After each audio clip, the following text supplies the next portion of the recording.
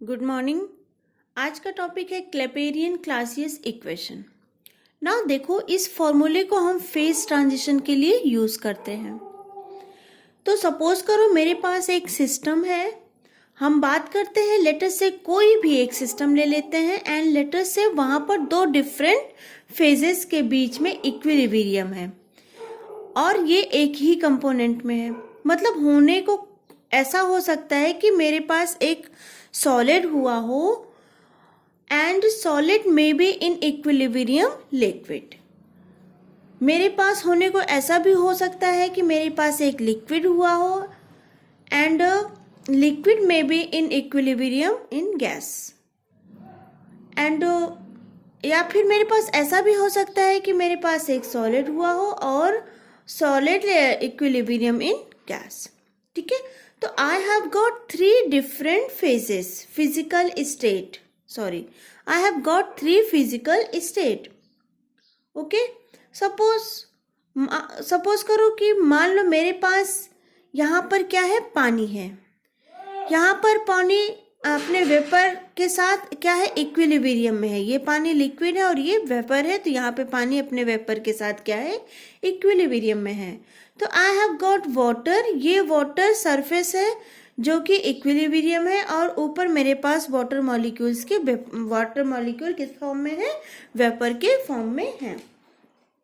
They are in equilibrium. Now एक चीज हमें याद रखना है कि जब भी कहीं पर इक्विलिब्रियम आता है तो ये अपने आप में ये बताता है कि यहाँ पे जो गिब्स फ्री एनर्जी है वो क्या हो जाएगी, वो जीरो हो जाएगी। बिकॉज हम लोगों ने एक चीज पढ़ी है कि अगर आप इस इक्विलिब्रियम को ध्यान से देखो तो यहाँ पर liquid gets trying to convert in gas state.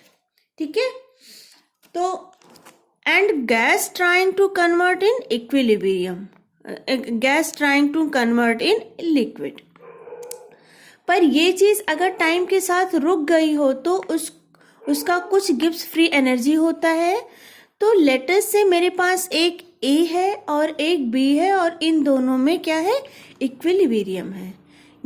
Liquid और गैस को लेने के बजाय हम क्या ले लें, ए और बी, क्योंकि कई डिफरेंट तरीके से हो सकता है। सॉलिड लिक्विड हो सकता है, लिक्विड गैस हो सकता है या फिर सॉलिड गैस हो सकता है। तो हम इसको ऐसे ना लेकर के इसको हम तो ए और बी के फॉर्म में लेते हैं।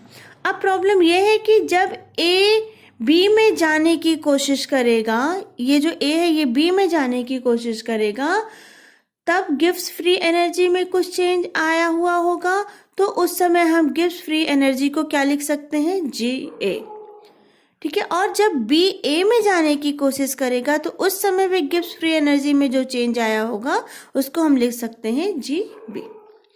नाउ द प्रॉब्लम इज, कोई चीज यहां से वहां जाएगी या फिर वहां से यहां आएगी, तो ये डिपेंड करता है कि change in Gibbs free energy.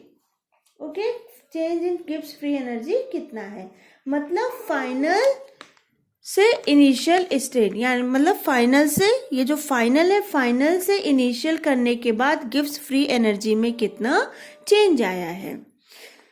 ठीक है, इसका मतलब जो रिएक्शन होने वाला है वो रिएक्शन विल बी स्पॉन्टेनियस। मतलब कि अगर ये फाइनल से ये फाइनल गिब्स फ्री एनर्जी है और ये इनिशियल गिब्स फ्री एनर्जी है, इनके डिफरेंस में अगर नेगेटिव आता है तो इसका मतलब ये रिएक्शन कैसी हो जाएगी, आपकी स्पॉन्टेनियस। और अगर फाइनल टू इनिशियल का जो चेंज आएगा वो पॉजिटिव में आ रहा है तो इसका मतलब जो रिएक्शन होगा वो नॉन स्पॉन्टेनियस होगा।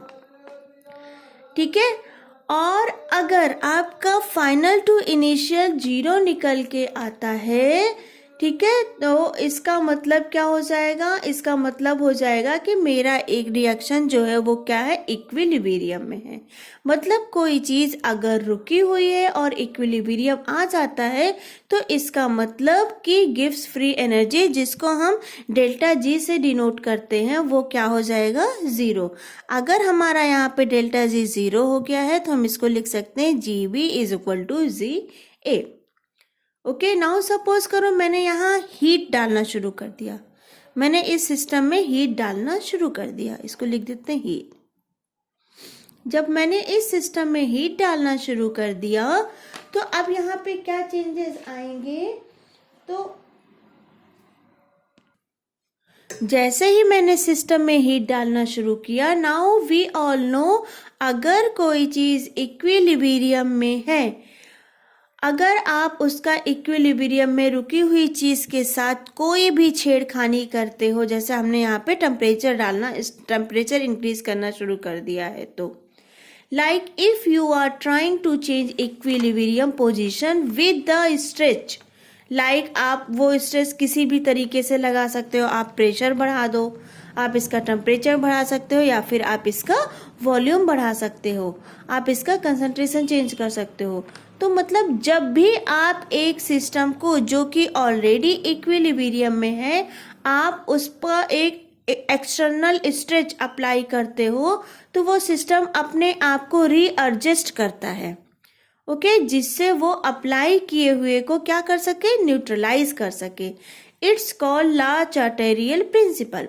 नाउ हमें क्या करना है, अगर हम यहाँ पर एक सिस्टम को हीटिंग करना स्टार्ट करें तो ऑब्वियस सा फंडा है कि यहाँ पर प्रेशर क्या हो जाएगा, इंक्रीज होना स्टार्ट हो जाएगा, सो डैट द सिस्टम अपने इक्विलिब्रियम को मेंटेन कर सके।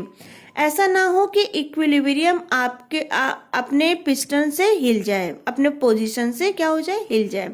तो हमें अब करना क्या है, अगर यहाँ पर इस पूरे सिस्टम को जो कि इक्विलिब्रियम पे है, मुझे प्रेशर या टेम्परेचर के रिलेशन को चेक करना है, तो मतलब अगर मैं प्रेशर चेंज करती हूँ तो प्रेशर चेंज करने पे क्या हो जाएगा हमारा, ये प्रेशर अगर मैंने यहाँ पे चेंज किया तो ये डेल पी आएगा, और अगर मैं टेम्परेचर चेंज करती हूँ तो ये क्या हो जाएगा हमारा, डेल टी।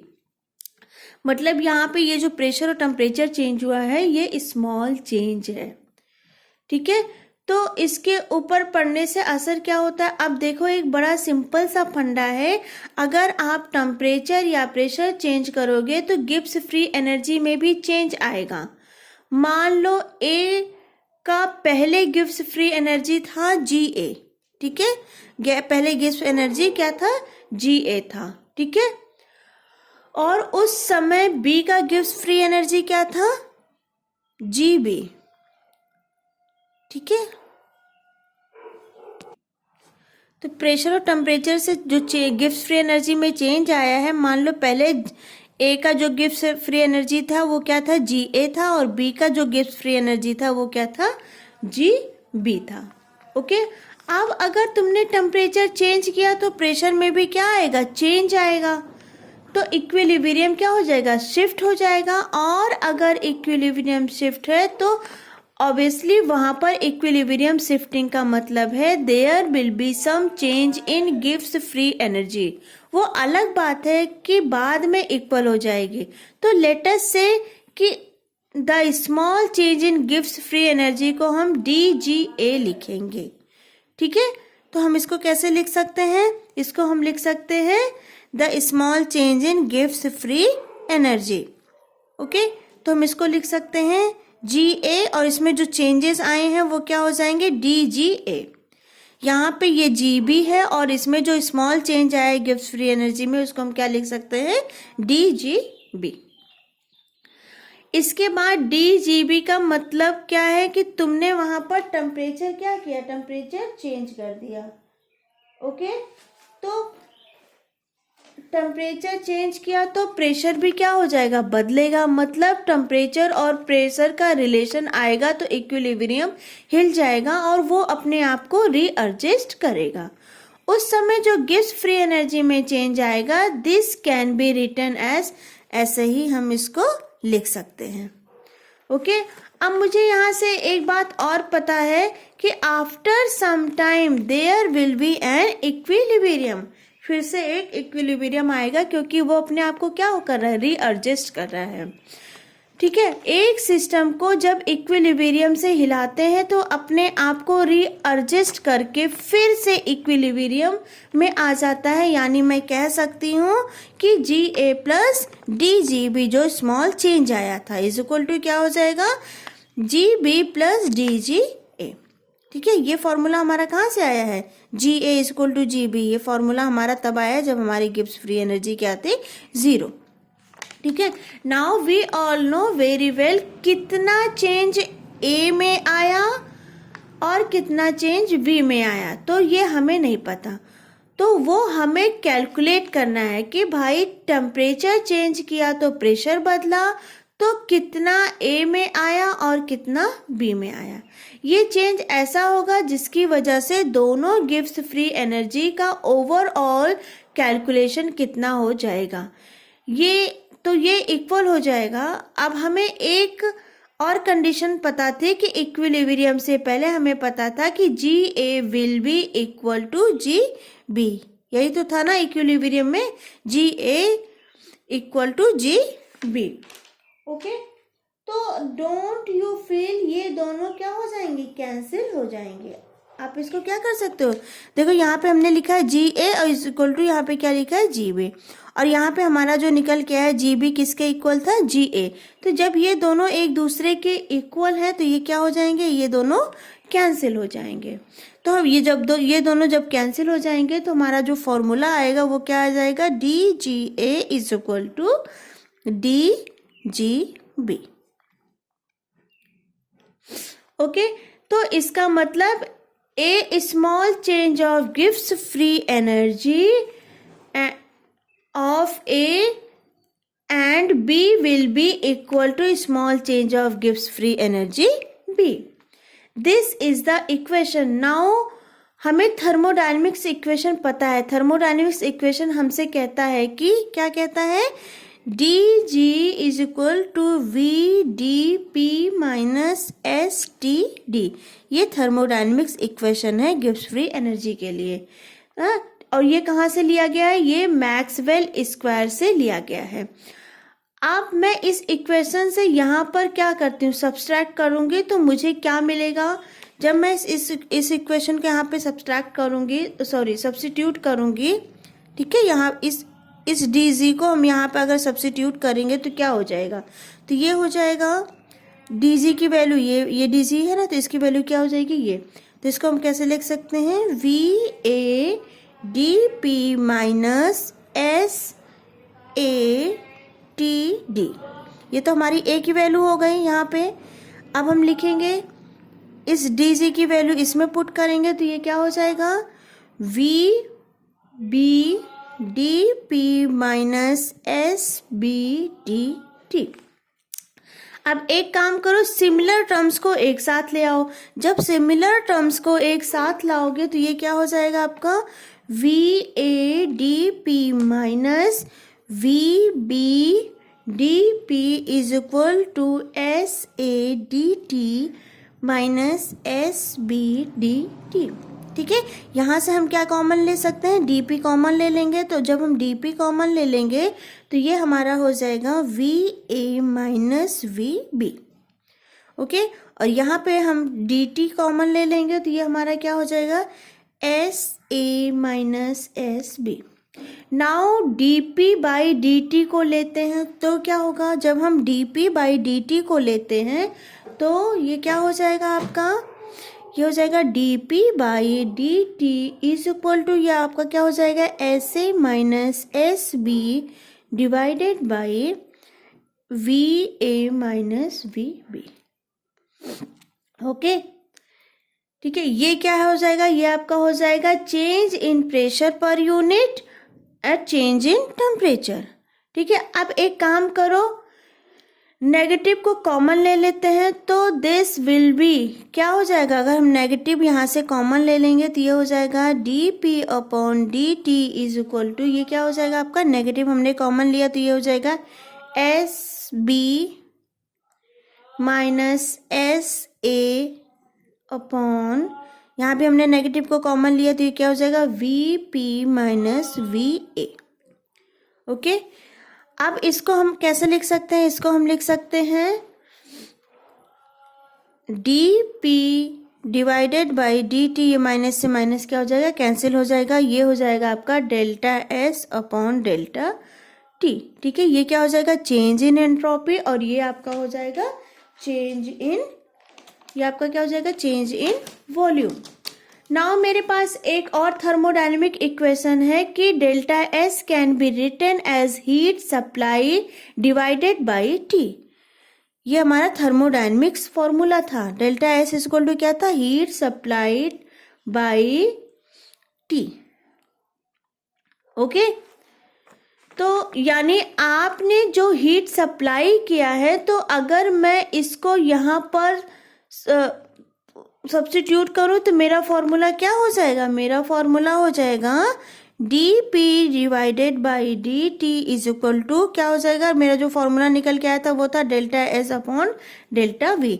अब डेल्टा एस की वैल्यू अगर हम ये वाली पुट करते हैं, यहाँ पे सब्स्टिट्यूट करते हैं, तो ये क्या हो जाएगा, D P is equal to D T is equal to ये क्या हो जाएगा, हम डेल्टा एस की जगह क्या लिख रहे हैं, क्यू, तो क्यू फिर यहाँ नीचे टी और ये ब्रैकेट में लिख देते हैं डेल्टा वी। ठीक है, यानी सिंपल रिलेशन मुझे ये कहता है कि अगर मुझे पता करना है कि प्रेशर में कितना चेंज आया पर यूनिट चेंज में टेम्परेचर, तो उसको अगर मुझे निकालना है तो मुझे सिर्फ इतना बताओ कि कितना हीट सप्लाई किया गया, टेम्परेचर कितना था, इनटू चेंज इन वॉल्यूम। ठीक है, नाउ इस इक्वेशन को कहा जाता है क्लेपिरॉन इक्वेशन। ये जो इक्वेशन आपका निकल के आया है, इसी इक्वेशन को हम बोलते हैं क्लेपिरॉन इक्वेशन, क्लेपिरॉन इक्वेशन। ठीक है, हमें ये क्लेपिरॉन इक्वेशन हमें ये बताता है कि जब कोई चीज़ एक फेज से दूसरे फेज में जाती है तो वहाँ पे टेम्परेचर एंड प्रेशर में क्या रिलेशन आता है। अब ये जो Q है यहाँ पे, ये अलग अलग फेज ट्रांजिशन के लिए अलग अलग वेपराइजेशन है। ठीक है, अगर वो आपका, अब हम जरा इसको लिखने की कोशिश करते हैं। इसके पहले हम इसको क्या करते हैं, इंटीग्रेटेड फॉर्म में लिखते हैं, निकालते हैं। ठीक है, हम बात करते हैं लिक्विड का और हम बात करते हैं गैसेस का। तो हमें जो फॉर्मूला मिला था वो फॉर्मूला हमारा क्या था, D P divided by D T is equal to Q divided by T और डेल्टा वी। ठीक है, या फिर हम इसको और चेंज करके कैसे लिख सकते हैं, D P upon D T is equal to Q, यहाँ पे टी है और इसको हम लिख सकते हैं V minus V A in final to initial. Okay, आप सपोज करो मेरे पास एक इक्विलिब्रियम है और इक्विलिब्रियम मुझसे क्या कहता है कि मेरे पास H2 है, लेकिन H2 मेरा कौन से स्टेट में है, liquid, and it's going to converted into gaseous state. मान लो ये वाटर है हमारे पास, ये लिक्विड है और ये इक्विलिब्रियम में है किसके साथ, गैसियस स्टेट के साथ। ठीक है, ये मेरे लिए A है, ठीक है, और ये मेरे लिए B हो जाएगा, यही वाला, ये B और ये A, ये B और ये A। ठीक है, अब मुझे यहाँ पर फेज ट्रांजिशन को समझना है। ठीक है, अब मुझे यहाँ पर फेज ट्रांजिशन को समझना है। ठीक है, इसको कहा जाता है बेटा, ये जो आपका ये है इसको कहा जाता है वेपराइजेशन ट्रांजिशन। नाउ सॉरी, अब अगर हम ये लेते हैं dp, जो हमारा फॉर्मूला निकल के आया था, divided by dt is equal to क्या था हमारा फॉर्मूला, इसको हम इंथैल्पी के टर्म में लेते हैं। ठीक है, हमने क्या किया, नाउ ये जो हमारा ये वेपराइजेशन है इसको हम इंथैल्पी के टर्म में ले ले, इस चीज़ को हम इंथैल्पी के टर्म में ले ले, तो ये क्या हो जाएगा हमारा, क्यू की जगह हम क्या ले लेंगे, डेल्टा एच, और ये वेपराइज स्टेट में ले रहे हैं इसलिए हम यहाँ पे वीपी लिखते हैं। ठीक है, क्योंकि हमने इसको क्या माना है, वेपराइजेशन ट्रांजिशन। ठीक है, इसलिए हम यहाँ पे डेल्टा इंथैल्पी लेते हैं और इंथैल्पी किसके टर्म में ले रहे हैं, वेपराइजेशन के टर्म में ले रहे हैं।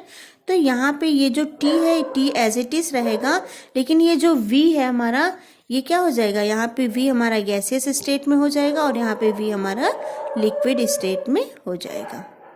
ठीक है, यहाँ तक कोई दिक्कत नहीं है ना। ठीक, now we all know very well the volume of gas is more greater than volume of liquid. तो ये क्या होता है हमारा, volume of gas is more greater than volume of liquid. ठीक है, तो अब हम इसको क्या कर सकते हैं, इसको हम ऐसे भी लिख सकते हैं dP डिवाइडेड बाई dt। ठीक है, और ये हमारा इंथैल्पी के टर्म में हमने लिया है और वो वेपराइजेशन के टर्म में है, तो यहाँ पे हम क्या लिख सकते हैं T, क्योंकि ये इससे बहुत ज़्यादा है तो हम इसको क्या लिख सकते हैं Vg। मतलब ये हमारा जो वॉल्यूम है ये हमने क्या लिया, गैसियस वाला वॉल्यूम लिया है। अब हमको इसको इंटीग्रेटेड फॉर्म में लेना होगा, तो सबसे पहले हम इस इक्वेशन को रीअरेंज कर देते हैं।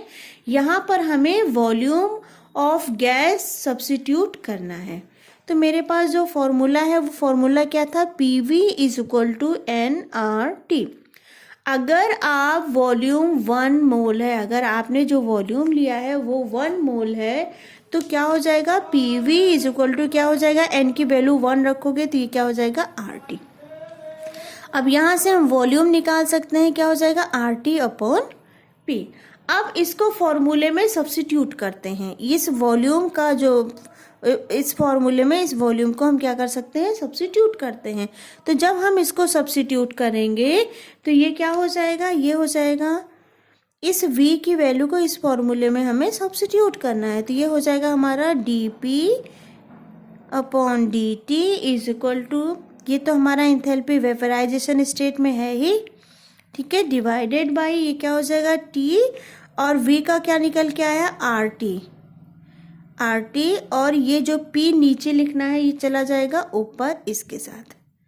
ठीक है, या फिर हम इसको कैसे लिख सकते हैं, dP upon dt is equal to क्या हो जाएगा, डेल H P अपॉन ये क्या हो जाएगा, ये T और ये T क्या हो जाएगा स्क्वायर फिर R। ठीक है,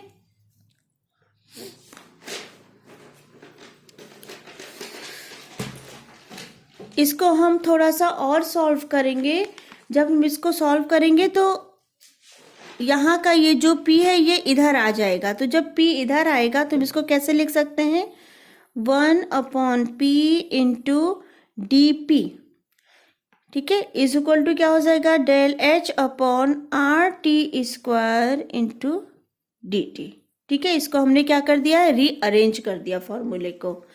या फिर हम कैसे लिख सकते हैं, इस पूरे टर्म को कैसे लिख सकते हैं, इसको हम लिख सकते हैं dlnP, इस पूरे टर्म को। ठीक है, हम क्या कैसे लिख सकते हैं, dlnP इज इक्वल टू क्या हो जाएगा, डेल्टा H अपॉन R, और ये हो जाएगा आपका dt अपॉन T स्क्वायर। अब सिंस मुझे इंटीग्रेटेड इक्वेशन निकालना है, तो इंटीग्रेटेड इक्वेशन कैसे निकालेंगे, हम क्या कर देंगे, हम लिखेंगे P इंटीग्रेटेड विथ P2, ये क्या हो जाएगा dlnP इज इक्वल टू क्या हो जाएगा, आपका यहाँ पे इंथैल्पी है, यहाँ पे R है, और इसको भी इंटीग्रेटेड फॉर्म में लिखेंगे तो ये क्या हो जाएगा T1 T2, और ये हो जाएगा आपका dt अपॉन T स्क्वायर। ये मैंने डायरेक्ट ले लिया है, ये फॉर्मूला होता है आपका इंटीग्रेशन, आपको मैथमेटिक्स में सिखाया जाता है कैसे लिया जाता है। ठीक है, इसको हम और सॉल्व करेंगे तो ये क्या हो जाएगा हमारा lnP। ठीक है, ये हो जाएगा आपका, यहाँ पे हो जाएगा आपका डेल्टा H R, और इसको हम सॉल्व करेंगे तो ये क्या हो जाएगा, ये हमारा हो जाएगा 1 अपॉन T, और ये क्या था T2 से T1। ठीक है, अब जब मैं इसे सॉल्व करूंगी, ठीक है, अब मैं इसको और सॉल्व करूंगी तो ये क्या हो जाएगा, ln P2 minus ln P1 is equal to क्या हो जाएगा, ये जो माइनस है ये हम बाहर ले लेंगे तो ये क्या हो जाएगा, डेल्टा H अपॉन R, और यहाँ पे हो जाएगा आपका T2 फिर 1 अपॉन T1। ठीक है, इसको थोड़ा सा और सॉल्व करेंगे, जब इसको हम और सॉल्व करेंगे तो ये हो जाएगा ln P2 upon P1 is equal to delta H R। ठीक है, और ये आपका क्या हो जाएगा, यहाँ पे हो जाएगा 1 upon T1 minus 1 upon T2। ठीक है, ये हमने ये जो माइनस था ये हम अंदर ले गए हैं। ठीक, तो दिस इज द इक्वेशन और इसे कहते हैं क्लेपिरॉन क्लेसियस इक्वेशन।